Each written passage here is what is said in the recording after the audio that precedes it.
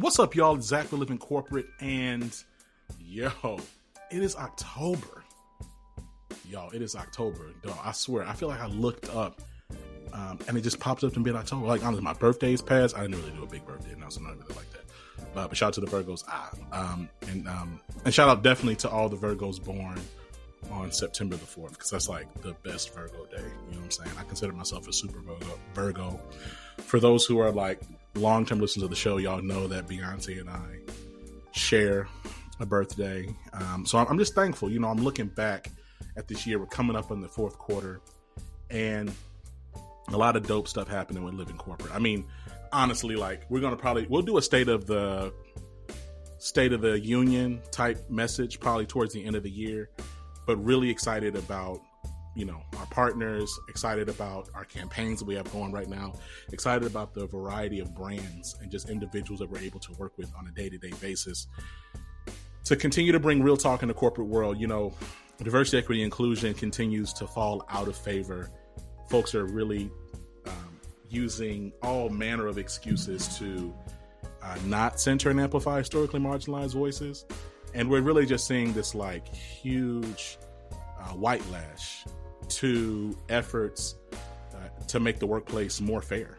And that's not going to change. I think the other part that is not going to change is that Living Corporate is going to be here, right? We started this in 2018. And I remember back in 2018 telling people about like what Living Corporate is about. And at that point, our scope was very narrow. So we were focused on just centering and amplifying Black voices. We did not expand until like really centering and amplifying all marginalized experiences until like 2019. But still, like, definitely when I told people, hey, this is a show about centering Black voices, other Black executives were like, okay, and your job lets you do that? Like, everyone said that, right?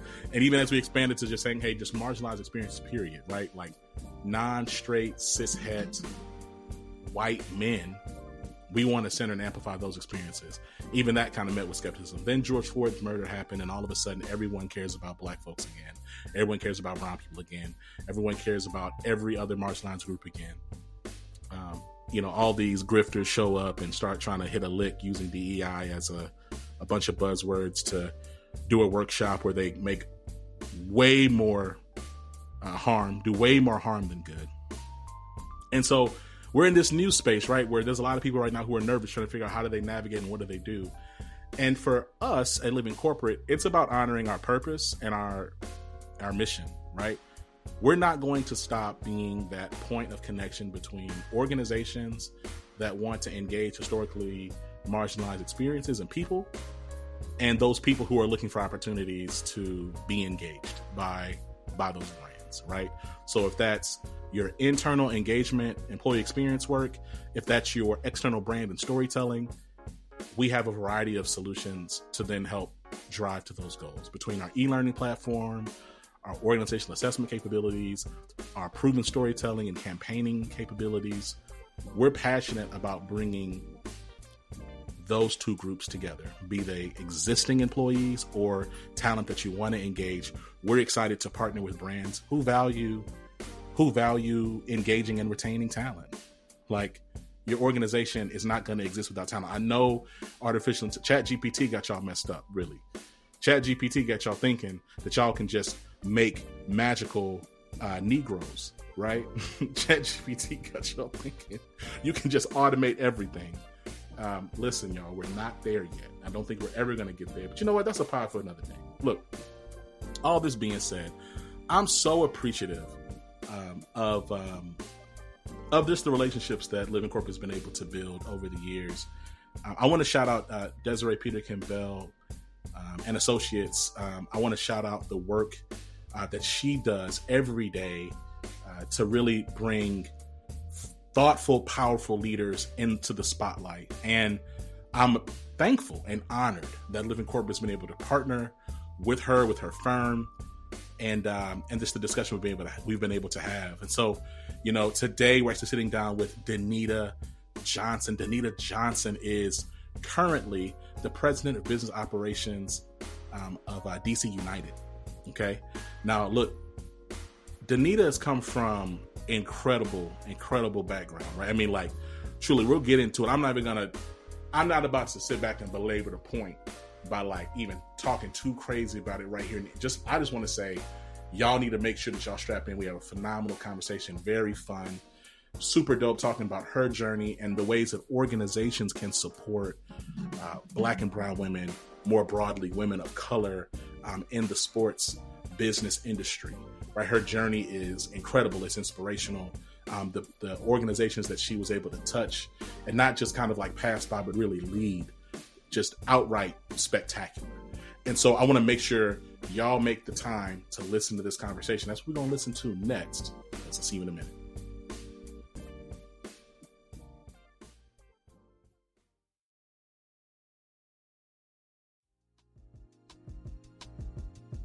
Danita, welcome to the show. How you doing? I'm wonderful. How are you? You know what? I'm going to say I'm wonderful also.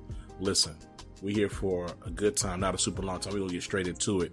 Now, look, you've been in this space, sports industry and entertainment now for over 15 years.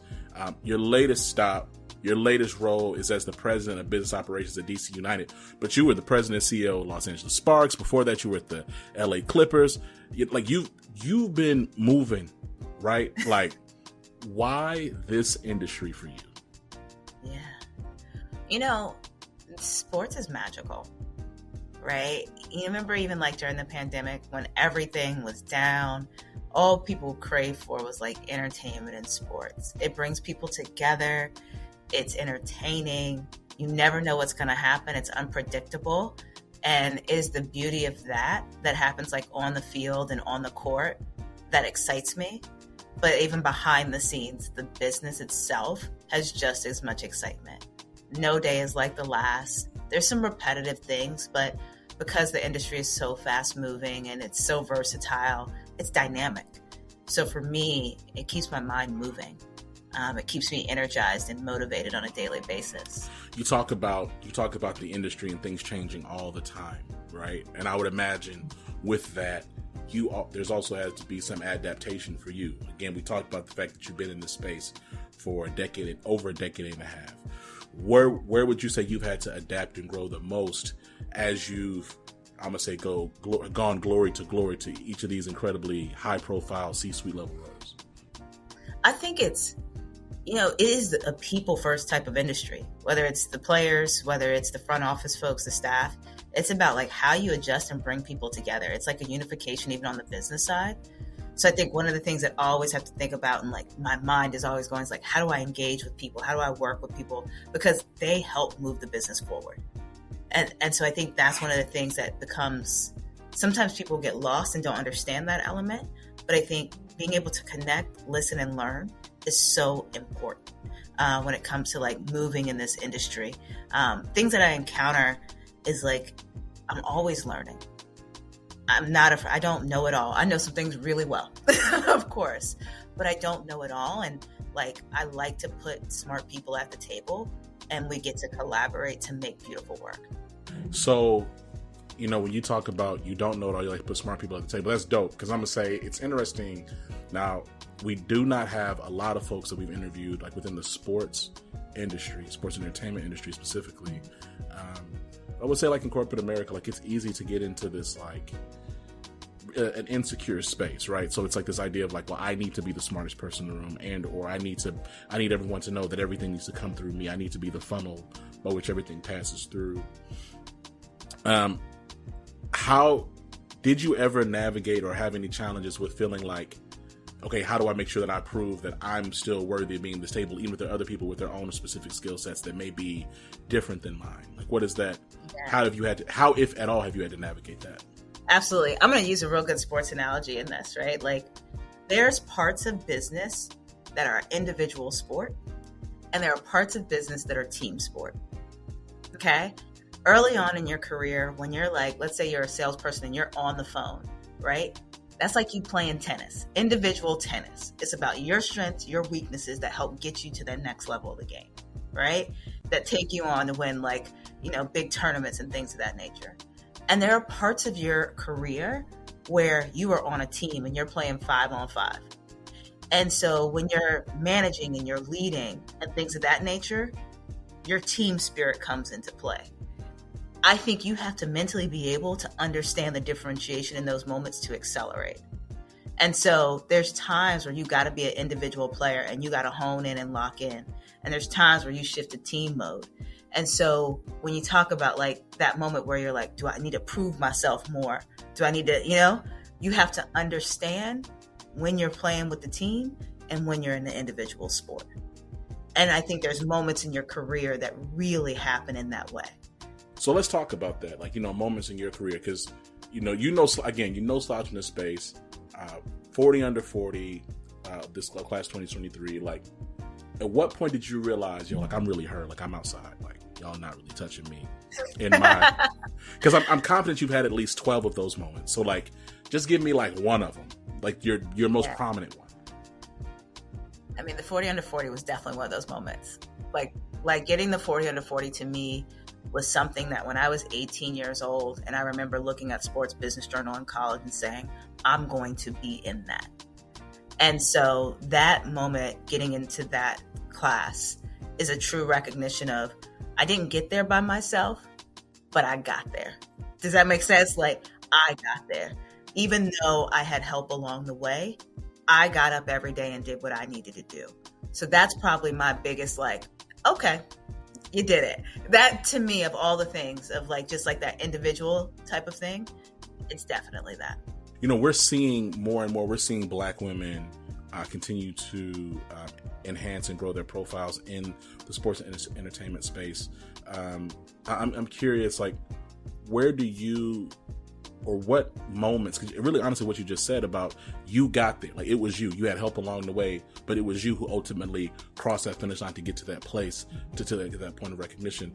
I'm curious, like, if you were to like look at your own career as a Black woman in this like highly male, white dominated space, what moments could you point to from a position of like sponsorship and support that you could say that really got me to the next level? That really was a moment for me that helped me get to where I need to go. They always talk about like how you see examples in your life. It had to be, one of my biggest examples is when I went to go work for the LA Sparks. This is before I was the president for the Sparks. I went in as like the VP of ticket sales and service. It was the first time I ever had, like, our ownership group was African American, like a good portion of them. So that was under like the Magic Johnson Enterprises group in Guggenheim. And to be in that space with them and see what they've created, not only in sports, but in so many other industries, it kind of takes the ceilings away, right? And in addition to that, I had two strong female leaders in my career that I worked under, Laura Mae Chalette and then Christine Simmons, when I was early in my career and then later in my career. And those were the only two times I had like women leading me. And so I had plenty of men leading me that were great. I wouldn't be here without them. But being able to work under female leadership also helped me believe I could too. What is it in some of the leadership that you've experienced that you are inspired to emulate for those coming behind you? Yeah. I like compassion. I think it's important. I like drivers too, right? Like, I like that aggressive feature of this work and like to be able to push people. And then I like it in a way where they don't even know what's happening and they wake up and they're like, I'm different than I was the day before, right? Like that magic where you're like, man, this person really impacted me. So those are things that I like and like things that push me. But I think two things I always say, consistency and communication are so important in everything that we do. And being in that rhythm of the work really helps to accelerate you. We're going to talk about your current role, President of Biz Operations DC United. But before that, I really want to talk about the fact that, in 2016, you went from the Washington Mystics to the Sparks. Then you went to the Clippers and then came back to the Sparks. Like, talk to me about that boomerang and like, what was the catalyst to exit? And then what was the catalyst to boomerang? Yeah. So when I went from DC to LA, the catalyst that got me to really take that next leap was the fact that I knew it was a rebuild. I like projects. I don't know. I torture myself in these moments, I guess, but I love a good project to build business. So that was that first catalyst. When I went from the Sparks to the Clippers, it was at a point for me professionally where I did what I needed to do with the Sparks, where in that role that I was in as the second in command, it was like, how much further do you go? Right. And it wasn't like I was moving to the president's seat. We had a president at that time. She was phenomenal in what she was doing. So to go to the Clippers was like, let me go back to my NBA roots, right? Let me get back into the game, go back to the Big Four and really start to accelerate. And when I was there, I kind of talked about those glass ceilings, going back around the NBA, the things they do, how they show up, the confidence when you walk in that room, it just gives you that extra oomph. And so I was gaining that in my experience at the Clippers. The quicker exit out of that came through the fact of it was the president's seat on the table. And I remember debating it and being like, do I do this? Do I not? I'm in a really good position. As you know, the Intuit Dome is about to open with the Clippers. I would have stayed through all of that. But there was just something that said, well, let's just go back and finish what you started. That was literally the last thing I said to them. I said, we're just going to finish what we started. And finishing what we started was me leading the way for that organization and kind of getting my final touch on it. And that's what I got to do. And I had spent so much time in the WNBA. It was an absolute honor to lead a WNBA franchise. I had given so much of my career in that. It meant so much to me as a woman and for the time I had spent around the league and the inspiration it had given me professionally and personally that it was almost like a call of duty. Like, you show up in this moment. You talk about, you say you like drivers, you like the level of intensity.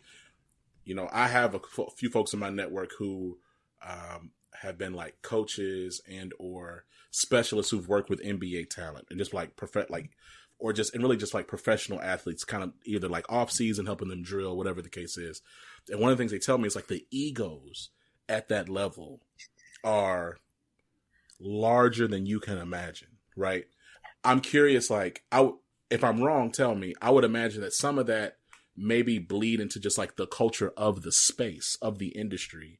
And if so, what does it look like to like manage your ego and wield it for good? And that you don't kind of get away from yourself a little bit. It's so funny. I literally had this conversation with my mother yesterday because she always tells me, she says, you walk around like you're so basic and none of this really matters half the time. That's what she tells. She's like, you're not fazed by any of this. And I say, because one, it's a blessing. Two, I feel like I live in my calling. So it doesn't need to be above me or below me. I walk in the faith of what I'm supposed to be on a daily basis. And the other part is this can all be gone tomorrow. And so for me, I think it keeps me in a humble place to know that I always need to continue to work for what I want. I can reach pinnacles. I can get the titles. I can do these things, right? But if I ever stopped doing what I did to get here, how do I maintain it? And so I think that keeps me humble. I think that keeps me grounded. There's more things I am probably more particular about now, rightfully so. But at the end of the day, I still get to be myself, right? And I feel like that's what got me this far. And if I lose that and my ego gets in the way, then I'm going to lose what I've worked so hard to gain. And so a lot of that times, I think people's egos step into these rooms and they forget, yes, they worked hard to get to that place. But to maintain that place, there's a sense of kindness that needs to come through in what you do. And I think there's a balance to that. Now, let me preface to say, I am not pocket watching. However, I'm about to ask some pocket watching type questions. Oh my gosh. All right. Okay. All right. So you've been in these C-suite positions for a while. You got some big brands next to you. I'm sure at some point you got your first bag. Like you were like, oh snap! I got more. I'm breaded. The carbs are different now. And my question is, what did you do? What is like the first nice thing you bought for yourself? Not for your mom, not like what is the first nice thing you bought for you? It's a good question. I am a traveler. So first thing I did outside of, I'm super like type A responsible. So I did buy a place. I bought a home. Okay. That's one. But outside of that, I'm a traveler. And the first, like, I think it was like the nicer thing I did to myself. I went on a solo trip to Bali and I literally like booked it the week before. And I said, I'm going. And I booked my stays. I was there for like 10 days. And it was one of the best things I've ever done for myself. That sounds awesome. And see, you know what? It's funny. That's eerie because now you're not a Virgo, are you? I am a Virgo. I'm a Virgo too. So you said type A, very responsible. And so yes, that's funny because that's the first thing I bought too. I bought a house. So like because I was like, oh, that makes a lot. Yeah. I was like, yeah, because that's what I would do too. And I was like, that's what I did. So, but no, the trip is fire. Okay. That's cool. Now look. And then of course some shoes, but that's different. So say it again. Some shoes. Of some course, shoes. Okay. I thought you said some juice. I was like, oh, because I'm a big juice fanatic too. What kind of shoes? I bought some good shoes. Okay, I got you. Now, are you sneakerhead or are you talking about heels? I love heels, but I do love sneakers too. Yeah, I would imagine so. Like, I mean, like especially like when you were when you were in the NBA and WNBA, I would imagine like you probably had your pick of the litter, getting all types of exclusives and stuff. Am I wrong? I used to have really good sneakers. Like when I was in high school, I worked in a sneaker store. See, there you go. So I grew up working in a sneaker store. So it was a problem, but I'm better now. Now look, you and I are going to have to talk off mic because my challenge, and this is so crazy because when I pause and think about it, it's like this, of all the shoes that I should be able to get in my size, it should be sneakers. So I wear 14. It's really hard to go to the store. Yeah. Right? To the point, honestly, where I'm just like, then I'll just be like, hey, I wear 14. Just go in the back and bring me out. I don't even search no more. Give me your options. Just give me your options. I used to do that for people when I worked at the sneaker store. They'd be like, just give me your options. Just give me your options. It's so ridiculous. Yeah. Now, I've since learned how the internet works. So I get my shoes from there. But all that being said, listen, before we let you go, I got to talk to you a little bit about, you are a star. You're a superstar. You sit in this space. You've been incredibly successful. There are plenty of other Black women who are in this industry, who've tried, who've worked. Things maybe didn't work out the right way, or the way that they would have wanted. I'm curious, like, what do you think this industry can do better to support and advocate for the careers of Black women? Oh yeah. You know what? It's funny. I literally had this conversation with somebody 2 days ago. This is like a good question. We have got to, not only our Black women, but all of our minorities, our Latinos, everybody, right? We are not supporting them enough for success within roles. I think a lot of things, like culturally, for many of like our diverse backgrounds, we're survivors. There's always something we've either overcome or challenges that we've been through, right? And because of that, we get into these opportunities where we know how to survive. But what we need is support to thrive. And we need actual support mechanisms, whether it's through coaching, whether it's through additional courses, things of that nature, that when you get in the role, great. It doesn't mean you can't do it, but sometimes we do need support to be successful within that. And I think if we can better build systems to support people in mid-tier management, development, upper management, I think it really does help to drive success.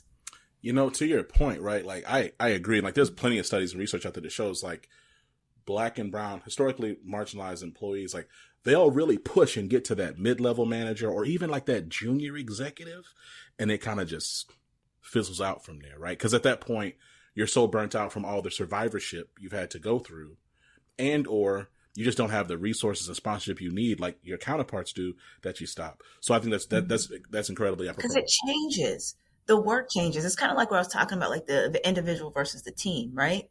Like there's levels to executive leadership and management, and it evolves, and like it's not easy to navigate. And you have to be really thoughtful and understanding, and like we have to support people better to understand how to survive at that next level. And we miss the mark consistently.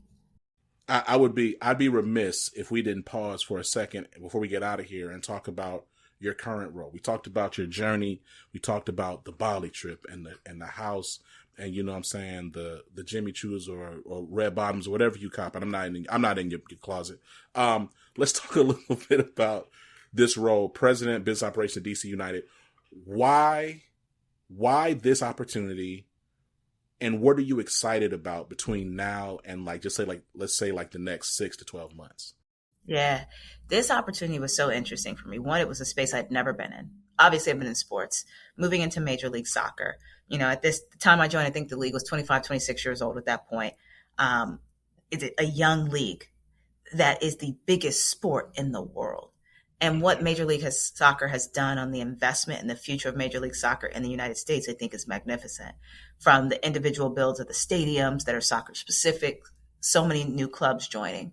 And so when I looked at this opportunity, I was like, I have oversight with stadium work and helping to like build out our stadium, having the opportunity to help magnify the club as we're getting ready for World Cup coming up in 2026, which is right around the corner. It was like an acceleration period. And I like to look at work where I can have really big impact. And I felt like this is a time period within this league and this club to do that. In addition to it, coming back to DC within this market, we have the opportunity from an event standpoint to leverage so many events in our stadium at Audi Field, such as, we host a Truth and Service Classic with Howard University. We're doing a Ghanaian Friendly on October 14th here. Having that opportunity to do unique events that, bring worlds and cultures together through sport and in a beautiful city such as DC, right in the heart of the city where we're located, really does create opportunity for change and integration in sport. And like that stuff is fun for me. And so those were things that really attracted me to the space. It was just different. Then this has been a fire conversation. I'm really excited about, look, first of all, you're coming up on 3 years with DC United. So it's not like you just started. I'm excited. I've been following MLS a little bit more. Thank you. Honestly, it's just grown. To your point, it's been the largest sport in the world, and it's going to continue to grow. So I'm excited about all the work and the leadership that you're providing. Before I let you go, any parting words or shout outs? Thank you for having me. And I think my parting words, and to everybody listening, I think, do what you truly believe in. And it may not show up the next day, but keep working for it. Like, just do what you love. Find happiness and joy. This life is short. Enjoy it. And try to find that wherever you can, whether it's at work, whether it's at home. Balance. It's been Danita Johnson, President of Business Operations at DC United, your friend of the show. We look forward to having you back whenever you have the time. We'll talk to you later. Absolutely. Thank you for having me. Peace.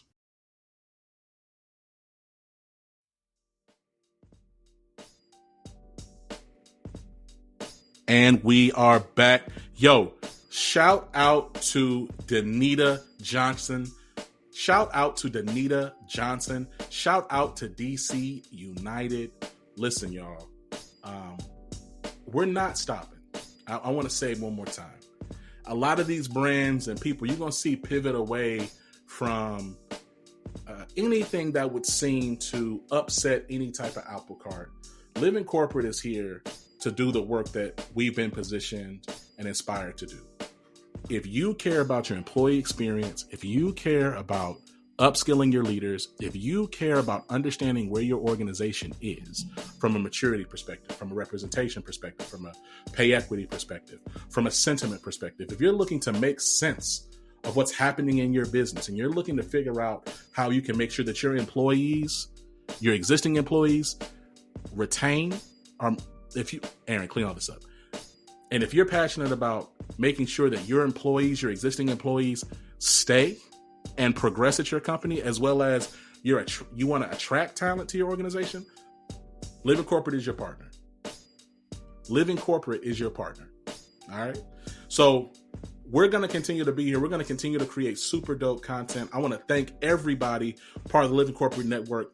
Make sure you give us 5 stars on Apple Podcasts. Share this with your friends. Share this with your people. Till next time, I love y'all. Peace.